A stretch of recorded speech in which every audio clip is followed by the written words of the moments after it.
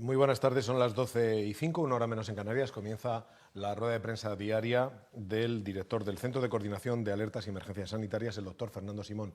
Doctor, muy buenas tardes. Hola, muy buenas tardes a todos. Bueno, vamos como siempre a hablar de la evolución de los datos relacionados con la epidemia de coronavirus que estamos padeciendo. Los datos, la verdad es que a día de hoy siguen la buena evolución que hemos estado viendo en los días anteriores, incluso en las semanas anteriores. Tenemos a día de hoy 1.175 nuevos casos, lo que supone un incremento del 0,5 respecto al día anterior. Quiero hacer una pequeña aclaración en cuanto a estos nuevos datos. Ayer, y se lo agradezco mucho por el esfuerzo que han realizado, la Comunidad Autónoma de Madrid consolidó y limpió sus series de datos para dar realmente el número de nuevos datos en lugar de datos antiguos de los que recibían resultados de laboratorio mucho tiempo después de haberse identificado los casos. Por lo tanto, se lo agradezco mucho porque nos permite valorar de forma mucho más sólida la evolución de la epidemia que, como ven, sigue manteniendo esta tendencia descendente.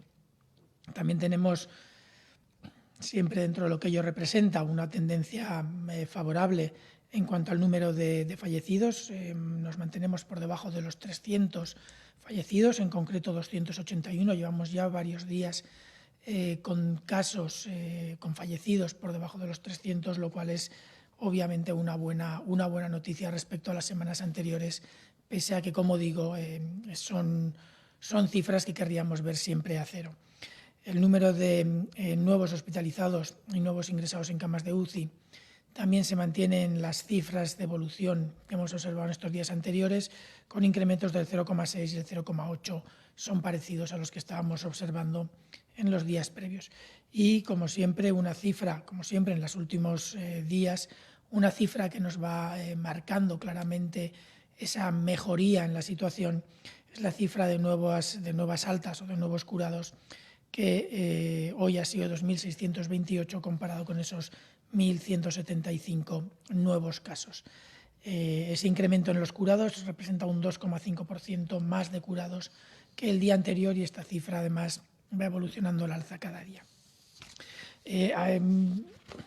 A nivel internacional, creo que es bueno hacer de vez en cuando una reflexión sobre lo que sucede en el resto del mundo. Seguimos teniendo un país que desgraciadamente tiene un número muy superior de casos que el resto de la población, es Estados Unidos, que tiene ya 1.031.000 casos, con incrementos de entre 20.000 y 30.000 casos diarios en los últimos días o semanas. Tiene también un incremento de nuevos fallecidos del 4,4%, con 2.500 nuevos fallecidos. Y por detrás de Estados Unidos tenemos a países como Irán, que tenía 93.000 casos, o Brasil, que tiene 85.000 casos con fuertes incrementos diarios. China es ya el cuarto país a nivel global y fuera de Europa con mayor número de casos, 84.000, y luego está Canadá con 53.000. Pero los países que están sufriendo, en los que estamos observando incrementos más importantes, son países de América Latina, que tienen incrementos de entre el 5 y hasta el 9%, como es el ejemplo de Brasil, que acabamos de comenzar. Esperemos que puedan conseguir controlar la epidemia de una forma eficaz para reducir ese número de casos. A nivel europeo tenemos ya 7 países con más de 100.000 casos. El último que se ha unido a este extraño club ha sido Rusia. Tiene a día de hoy 106.498 casos y está teniendo incrementos importantes de hasta el 7%. En los últimos días ha rondado entre el 6 y el 8% de incremento diario. A día de hoy ha sido 7.000 nuevos casos más que ayer. El resto de los países europeos con menor población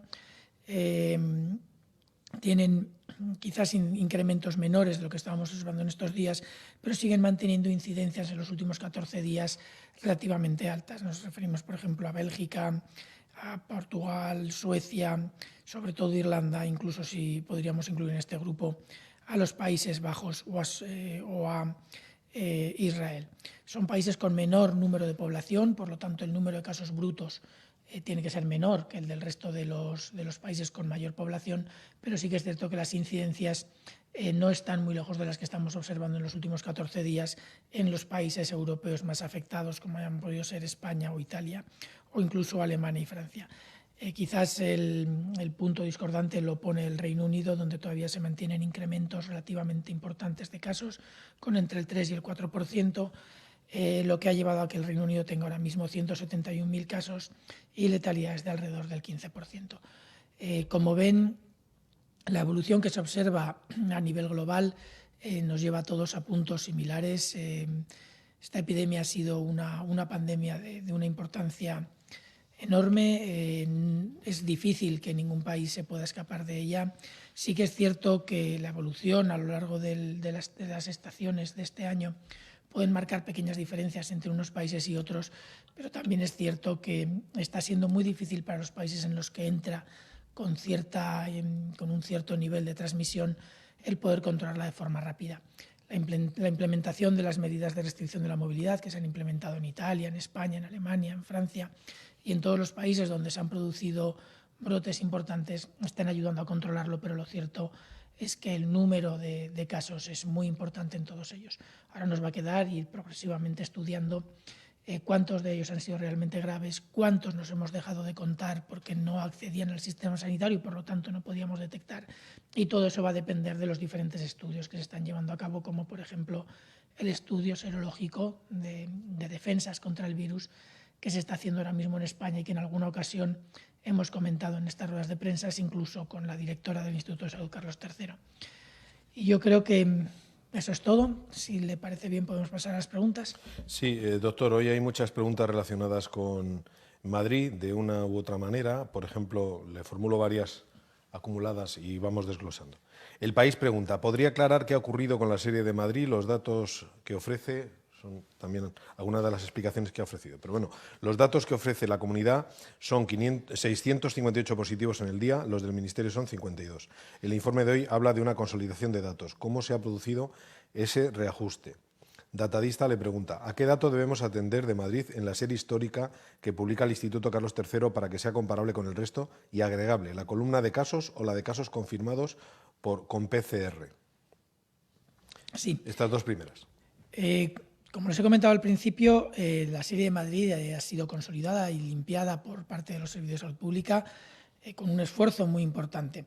En Madrid, por lo que nos ha indicado la comunidad autónoma, obviamente son datos que nos envía la comunidad autónoma, nosotros no los manejamos directamente, han recibido resultados de laboratorio con un retraso importante en los últimos días, lo cual ha generado algún problema para la gestión de esa información. Entre ayer y hoy han conseguido solucionar el problema de la ubicación de estos casos con resultados de laboratorio retrasados, muy retrasados, y han corregido toda la serie histórica para poder ajustarla a la realidad. La serie que se publica en el Instituto de Salud Carlos III será corregida una vez que terminemos con Madrid de comprobar toda la serie con la evolución real que han tenido de la epidemia. A día de ayer estuvimos discutiéndolo con ellos. La cifra de 52 nuevos casos es la que en la Comunidad de Madrid considera la cifra real de nuevos casos del día 29 al día 30. Ayer a las 8 de la noche, entre 8 y 9 de la noche, cuando se da la información. Por lo tanto, esa es la cifra que nos parece correcta tanto a la Comunidad de Madrid y nosotros por las explicaciones que nos han dado. Yo creo que es una cifra correcta porque si tenemos, utilizando otras fuentes alternativas de información, percepción de los profesionales sanitarios, correlaciones con otros datos que vienen de otras fuentes, sí que vemos que la evolución de la real de la epidemia en Madrid sí que sería más compatible con una cifra de 52 nuevos casos que con la de 600 y pico. En todo caso, es verdad que entre hoy y mañana se terminará de corregir la serie de datos y por lo tanto se podrá volver a utilizar cualquiera de las series que se publiquen en la página web del Instituto de Salud Carlos III, igual que se corregirá la cifra de casos totales de acuerdo a lo explicado por Madrid. Tengan en cuenta que cuando se notifican los casos, las fichas de cada uno de ellos, su historia clínica, se tiene que ir actualizando, lo que requiere una reubicación o una nueva consulta por parte de los servicios de salud pública que tienen que ir consolidando y modificando cada uno de los casos. Si un caso entra como sospechoso, llega un resultado, pasa a ser un resultado positivo, pasa a ser un caso confirmado. Si el resultado no llega, se mantiene como sospechoso un tiempo. En este caso ha habido un periodo de varias semanas, nos han informado que de hasta 3 y 4 semanas de retraso en la recepción de esos resultados de laboratorio, para un grupo no muy importante, dado el volumen de casos que tiene Madrid, pero sí suficiente para distorsionar de alguna manera la serie de datos en los últimos días. Todo eso se ha corregido, la Comunidad de Madrid ha hecho un esfuerzo muy bueno, que como he dicho ya se lo agradezco, y yo creo que entre ayer, hoy y mañana los datos volverán a ser de nuevo sólidos y estables. Al hilo de la explicación que da de los datos, Telemadrid pregunta: el número de positivos en Madrid, menos de 2 por cada 100.000 habitantes, y también el descenso en fallecidos, sitúa a la comunidad más cerca de la desescalada de lo que estaba ayer. Redacción Médica pregunta: ¿ve viable que comunidades autónomas con más de 150 hospitalizaciones al día inicien la desescalada? Vamos a ver, obviamente, estoy diciendo muchas veces, obviamente hoy, el mejorar en la evolución de la epidemia favorece la posibilidad de pasar a siguientes fases o de transitar hacia siguientes fases. La Comunidad de Madrid, como ya les he explicado en muchos casos, no solo la Comunidad de Madrid, todas las comunidades, probablemente lo que estamos observando hoy con los nuevos casos notificados es el nivel de transmisión de hace unas semanas, no el actual. Por lo tanto, es muy probable que la situación real de transmisión sea mejor de lo que estamos observando. Pero sí que es cierto que seguimos teniendo un número de fuentes posibles de contagio. Son los casos identificados que están, en principio, hospitalizados. Obviamente, son puntos de riesgo que, mientras se mantengan todas las medidas de control de la infección, como se hace en los hospitales, no tienen que suponer ningún problema para la población, pero, por supuesto, que pueden en algún momento realizarse alguna transmisión a partir de estos casos. Por lo tanto, como hemos venido también diciendo, no se puede valorar un parámetro independientemente de otros. Tenemos que garantizar que el nivel de transmisión es suficientemente bajo, que además la capacidad de control y de aislamiento de todos los casos que se tengan identificados es suficientemente buena. Tenemos que garantizar que hay unas capacidades de respuesta en caso de que se tenga que reescalar suficientemente grande. Y tenemos que garantizar además que la coherencia de las medidas de control poblacional que se van a implementar sean aplicables y hay unos planes adecuados para gestionarla y para garantizarla. Hay varios indicadores que se han propuesto, muchos de ellos están en el plan, hay otros que son indicadores que se van discutiendo con las comunidades autónomas a medida que se va obteniendo la información. Todo este proceso está empezando ahora y, como ya se ha dicho, no va a haber fechas específicas para territorios específicos, va a depender de que las condiciones y las características tanto de la epidemia como de los territorios que se propongan para modificar la situación sean coherentes y estemos de acuerdo que no suponen riesgo para los demás. La Comunidad de Madrid, con estos datos, está empezando a mostrar que está en una situación mejor, eso está claro, y por lo tanto sí que podría estar más cerca. Pero hay más factores que tenemos que hablar y obviamente lo hablaremos entre la Comunidad de Madrid y el Ministerio para llegar a definir correctamente la situación y sobre todo asegurarnos que no supone un riesgo el modificar las fases. Radio Nacional le pregunta: mañana ya podremos salir a dar paseos o hacer deporte. Además de las condiciones impuestas, ¿qué consejos puede ofrecer a los ciudadanos? ¿Cómo se van a rastrear los contagios potenciales en la desescalada? Añade. Y sobre las salidas, La Sexta añade: ¿el paseo y las prácticas deportivas son independientes? Si salgo a hacer deporte, ¿no puedo ir a pasear con los niños? Hay un montón de preguntas sobre casuísticas muy concretas. Se van a dar muchísimas situaciones excepcionales o posibles alternativas y combinaciones para las que no sé si para todas tendremos una respuesta muy clara, porque no es fácil adaptar una norma general a la situación específica de cada uno, incluso a todos los deportes que se pueden llegar a practicar. No sé si podemos realmente hacer especificaciones para cada uno de ellos. Pero sí que es cierto que hay una serie de medidas claras. El tema de la transmisión, cuando empecemos a dar paseos y a hacer deporte, está claro, todo el mundo conoce ya cuáles son las medidas fundamentales para reducir la transmisión. Es la higiene respiratoria, higiene de manos, mantener la distancia física con las personas de hasta alrededor de 2 metros siempre que se pueda, y si no, mínimo 1,5 metros. Todos sabemos que tenemos que evitar los riesgos para nuestros mayores. Ayer, si no me equivoco, había una pregunta sobre la posibilidad de ir a darle un abrazo al abuelito de un niño. y entendemos que es muy, muy bonito para los niños poder hacerlo, pero como ya dije ayer, creo que es mucho más importante no darle uno hoy y poder darle muchos en el futuro, porque no hemos puesto en riesgo la vida de nuestras personas vulnerables, de nuestros familiares vulnerables. Por lo tanto, yo creo que tenemos que ser precavidos, tenemos que ir con cuidado, hay que aplicar las medidas cuando se puede utilizar mascarilla para las personas vulnerables o para la población que no pueda mantener esas medidas de distanciamiento físico o de distanciamiento social. Entiendo que se tienen que intentar utilizar estas mascarillas lo más frecuentemente posible cuando sea necesario. Al margen de eso no hay muchas dudas. Las franjas horarias pueden generar algún problema, pero si una persona sale a hacer deporte por la mañana en la franja horaria que le corresponde y luego es el padre que va a dar el paseo con su niño, yo no entiendo por qué tiene que haber ninguna incompatibilidad entre ambas. Son actividades diferentes y está especificado en las normas que se pueden hacer una y otra. Y más si podemos tener en cuenta que en algunos casos hay familias monoparentales en las que la misma persona es la que va a hacer ambas actividades, con lo cual yo creo que hay que entender que no todo esto ni se hace ni se propone con la intención de atrapar o pillar a las personas en infracciones. Todo esto se hace para controlar la transmisión de un virus. Lo que tenemos que ser es sensatos, lo que tenemos que ser es entender nuestra corresponsabilidad en este proceso. Nadie está intentando atrapar a alguien para ponerle una multa. Ahora, eso sí, lo que queremos es que no se produzcan situaciones que pongan en riesgo la salud de todos. Y yo creo que con un poco de lógica, sensatez y tratar de pensar un poquito en la comunidad en lugar de en mi beneficio individual, entre todos podemos conseguir iniciar estas medidas de alivio de forma coherente, posteriormente en las fases de la transición, sin que supongan un riesgo para la población y sin que volvamos a tener esos temidos repuntes de casos, que pueden ser realmente un paso atrás muy duro para toda la población. Consalud.es le pregunta si tiene novedades respecto al shock pediátrico que advertían los pediatras hace unos días y respecto a las reacciones cutáneas en pacientes positivos.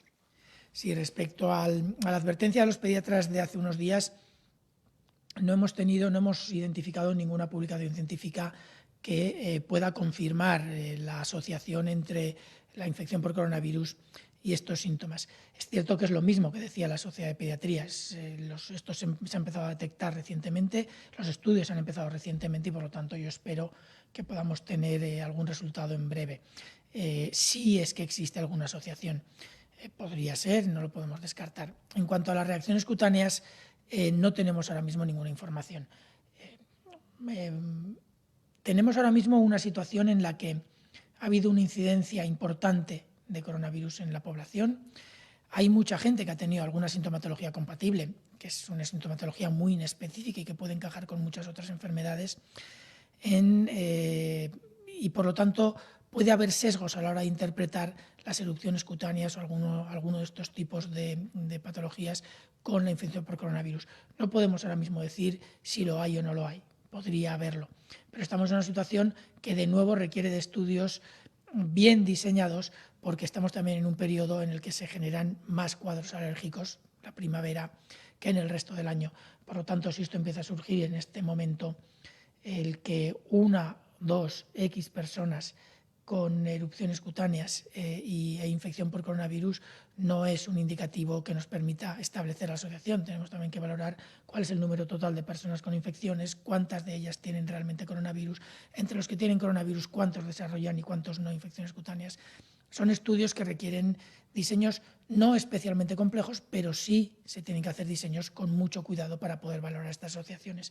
Entiendo que los especialistas y los investigadores irán progresivamente dándonos luz sobre todas estas cosas. La cadena SER pregunta, el número de nuevos sanitarios infectados, 1.247, supera al de nuevos positivos de la tabla, que son 1.175. ¿Esto qué significa?, pregunta la cadena SER. ¿No se incluyen en la cifra global porque no están confirmados con PCRs? ¿Tendríamos que sumar ambas cifras para ver el total de infectados? ¿Se sabe cuántos sanitarios han fallecido desde el inicio de la pandemia? Pero no he entendido bien las cifras del principio. ¿El número total de...? El número de nuevos sanitarios infectados, 1.247. Sí. Supera al de nuevos positivos de la tabla, 1.175. Sí. Los sanitarios son un grupo particular, yo creo que lo conocemos todos, es un colectivo de alto interés, es un colectivo de trabajadores esenciales en el control de la epidemia y, por lo tanto, como también se ha discutido en varias ocasiones, se están haciendo, no en todos, pero en un número importante de ellos, muchas pruebas, tanto serológicas, de anticuerpos para detectar si tienen o no defensas, como sobre todo de PCRs, que son las que nos interesan para valorar si son o no infectivos. En este sentido, se están haciendo pruebas a muchos de ellos, y algunos de ellos son personas que iniciaron síntomas hace ya bastante tiempo. Sabemos que no son nuevos casos, un gran número de ellos. Sabemos que un gran número de ellos se están detectando por pruebas serológicas que en el ámbito hospitalario con alta incidencia tienen una interpretación más correcta y más fácil que en ámbitos con baja incidencia comunitarios, la población general, y por lo tanto ese número de nuevos profesionales no representa, ese número mayor de profesionales no representa nuevos profesionales infectados, sino que representa profesionales que se infectaron en su momento y, como también sabemos, la persistencia del virus puede ser en algunos casos relativamente breve, entre una semana y 14 días, en mi caso concreto a los 14 días yo era ya negativo, pero tenemos también algunos pacientes que pueden llegar a mantener, a persistir el virus en las muestras hasta 3, 4 y 5 semanas. No quiere decir que tengan que ser necesariamente infectantes, infectivos, que puedan infectar a otras personas. Sí que en algunos casos podría ser, pero no tenemos seguridad. Por lo tanto, tenemos que ir con prudencia y asumir que lo son. Entonces, todos estos profesionales sanitarios que necesitamos para que el sistema funcione correctamente, en un gran número de servicios se están siguiendo con más frecuencia que en otros lugares. Y en ese sentido tenemos un número mayor, pero no son personas que hayan iniciado síntomas recientemente, sino que son casos antiguos que se van analizando a posteriori. Finalizamos con una pregunta de La Vanguardia. ¿Cree, a tenor de los datos de que disponen y de cómo se está preparando cada una de las comunidades para garantizar el control de la detección, si sería posible que la desescalada termine en todo el territorio, en todo el país, en 8 semanas? A mí me gustaría que se terminara en 2 o 3, pero lo cierto es que no podemos dar ninguna fecha. Hay territorios en los que el proceso va a ir mucho más rápido que en otros. Son territorios en los que ha habido una incidencia muy baja, en los que tienen suficientes capacidades, en los que, además de las capacidades que tienen, pueden acceder a capacidades de otros territorios cercanos, en los que las poblaciones probablemente no tienen un nivel de concentración tan grande como puedan tener en otros lugares. Es decir, hay territorios, una gran parte del territorio de nuestro país, que sí que va a ir más rápido que otros, y eso yo creo que lo podemos entender todos.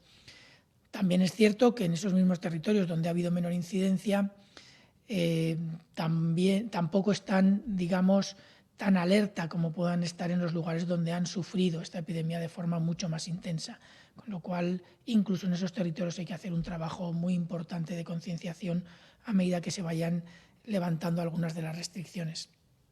Sí que es cierto que en otros puntos del territorio este proceso podría ser más largo. No les puedo decir si van a ser 3, 4, 5 u 8 semanas, como propone el periodista, pero sí que va a haber diferencias en diferentes territorios. A mí me gustaría que ese plazo se pudiera cumplir, incluso acortarlo lo más posible, pero con la experiencia que hemos vivido y con los riesgos a los que nos exponemos si se produce un nuevo repunte de casos, creo que tenemos que ser todos muy conscientes de que la prudencia nos debe de guiar y debe de ser uno de los valores que utilicemos a la hora de plantear posible levantamiento de restricciones. Doctor Simón, Fernando Simón, el director del Centro de Coordinación de Alertas y Emergencias Sanitarias, muchas gracias y buenas tardes.